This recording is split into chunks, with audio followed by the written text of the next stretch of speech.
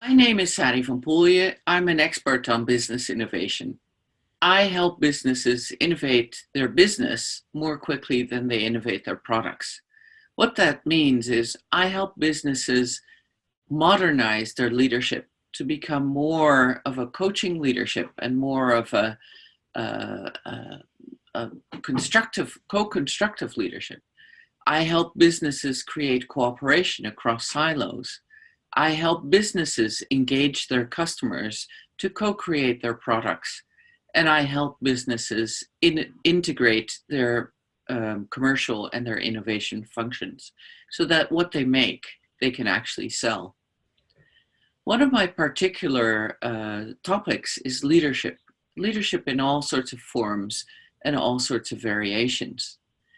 One of the things that I really think about is leadership as a relationship, because we talk a lot about leadership as a position. What does it mean if you take a certain rank within an organization? But at a much deeper level, leadership is also a relationship between leaders and followers, or leaders and members. One of the important equations in that is that we have to teach leaders to be leaders and members to be members. And there is actually very, very little literature and research and training on how to be a good member of a group. For me, being a good member means three things. The first thing, at the most obvious level, is that you have agreed to be a member. And that means that there is a certain level of adaptation you have to the rules within that system. It means that you respect the time, the place, the role, and the task boundaries within that system. Very practically, it means things like, I'll come on time. I'll negotiate what is asked of me. If I say yes, I'll do it. If I can't, I'll tell the leadership if I can't. It means I respect the role that I have in this system, which is invaluable, and the role that leadership has in this system, which is also invaluable. It means I will show up where we've agreed to show up as a member. So this is really talking about membership at the structural level. Now, what does it mean? Often, we also have to take into consideration that leadership and membership is a relationship. So what does that mean if you're in the relationship with a leader as a member? It means, I guess, that you accept interdependence, that you accept that a leader has a job to do and that you have a job to do. And in a business, it often means that the leader is responsible for optimizing what happens in a system, where a member might be focused on maximizing. And I'll translate that for you. Members in a system want to do the best they can. They naturally want to achieve, and so they'll go for 100 or 200%.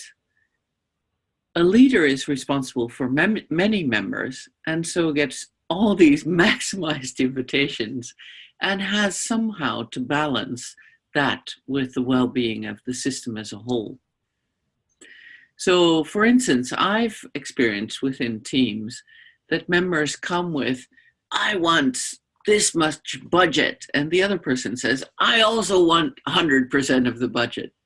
And a leader really has to go, look, for the well-being of the system, we have to balance these requests to optimize our functioning as a team. I guess what I'm saying is that as a member, you have to understand that there are different perspectives in this relationship, and that though your part of it is to go for maximum, part of it is in the relationship, you have to accept that the leader has to go for an optimum, and that it doesn't say anything about his or her relationship to you.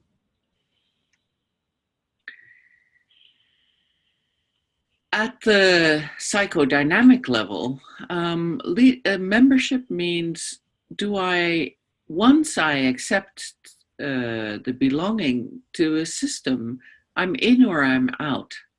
So I guess at that level, it really means um, clarity about the fact that you belong to that system or that team. And perhaps you belong to many, many different teams in life. You're a member of the volleyball club and the tennis club, and you're a member of the organization, and you may be a member of a voluntary group. But if you accept to be a member, you're in. And one of the myths, I guess, of membership is I am a member when I can be completely myself.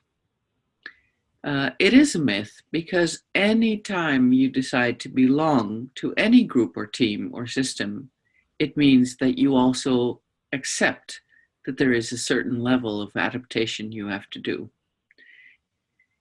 These things, being a member at the structural level, so accepting the boundaries, being a member at the relational level, which means accepting that there is maximization and optimization, and being a member at the psychodynamic level, which means that you accept that for belonging, there's also a certain level of adaptation.